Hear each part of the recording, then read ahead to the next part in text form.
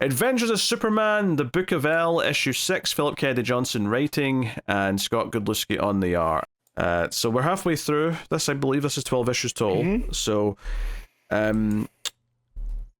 this reunites Clark with one of the kids by the end. Like a whole new group of the WarWorld or the War Engine L's like find Superman floating in space, and they take him back, and they're like, well, he looks kind of Kryptonian, and I'm like, what does Kryptonian look like? I mean, maybe they're using their supervision, maybe they're seeing them on like a microscopic level, but even then, what's the difference between a Kryptonian and a Philosian at this point? Because Philosians are just an offshoot of, was a Kryptonian colony.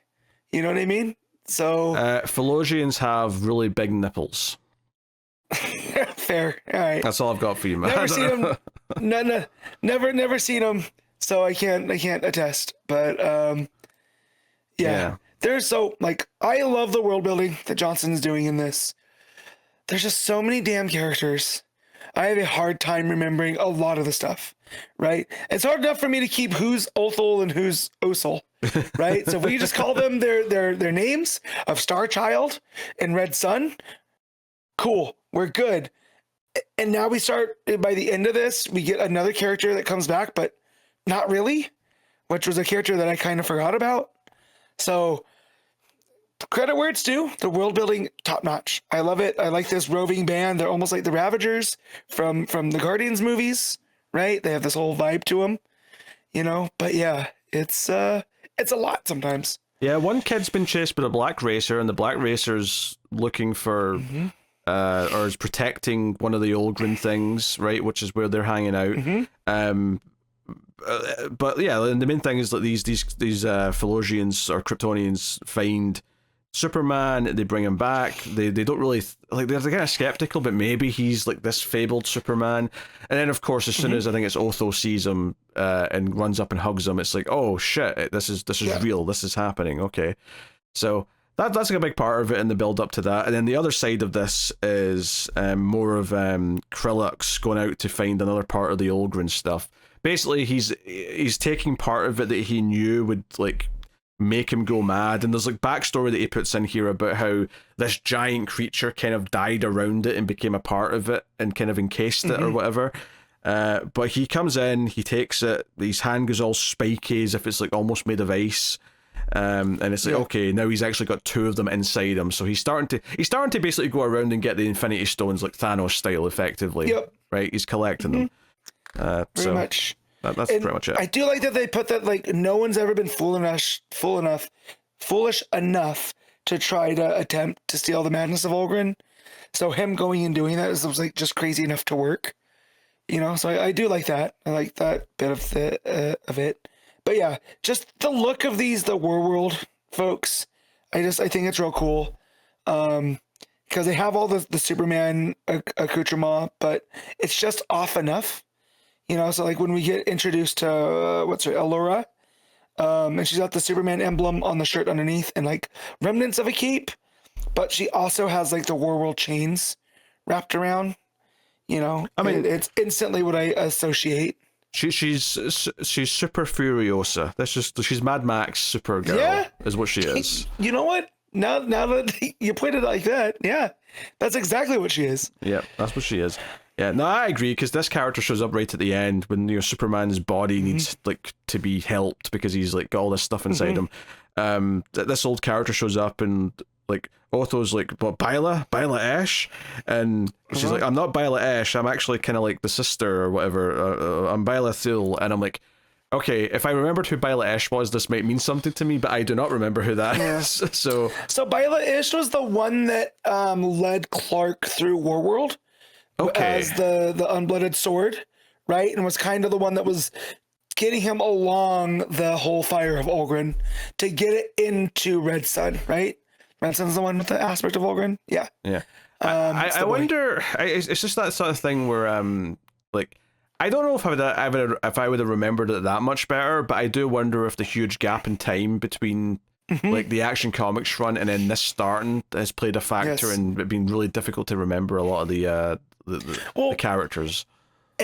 And there was a Byla also that was in the Green Lantern War Journal that helped John with the Will of Volgren. So, on the inverse planet. So yeah. So again, this is just a mythology piece I feel that Johnson's created and playing, that wherever there's an aspect of Olgren, there must be a Byla, it seems like, right?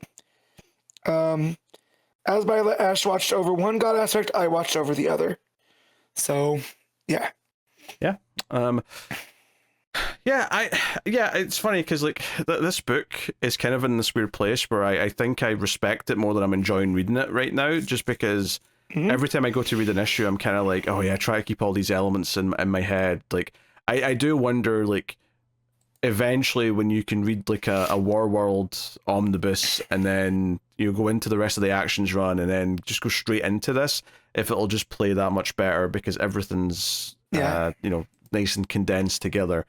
Right there. So I mean, it's still good. Like it's not bad by any stretch. I am finding myself like taking me a minute to remember where we were last issue, and then they start throwing in characters who are related to characters that I've not read in like what, 4 years ago now, something like that. Like about WarWorld Saga was a while ago now. And there was that one issue that jumped to the forward where it was the House of L having the problems, and some of these characters were in there. Yeah, that was right. That was very early in that WarWorld Saga stuff as well. Yeah. And so that's why I remember this Con-El guy, because he was the dude that had the big sword and looked like Barbarian Superman, right? And I somewhat remember Allura, because she kind of looked like this as well. And then we had Rowan Kent and Ronan Kent, and they had popped up with the other Kent that was human and all this. So I remember the little aspects of it, but not fully. But like you said, I checked it. It's WarWorld Saga started in March 2021. It's been 5 years since WarWorld Saga started. 4 years since it ended.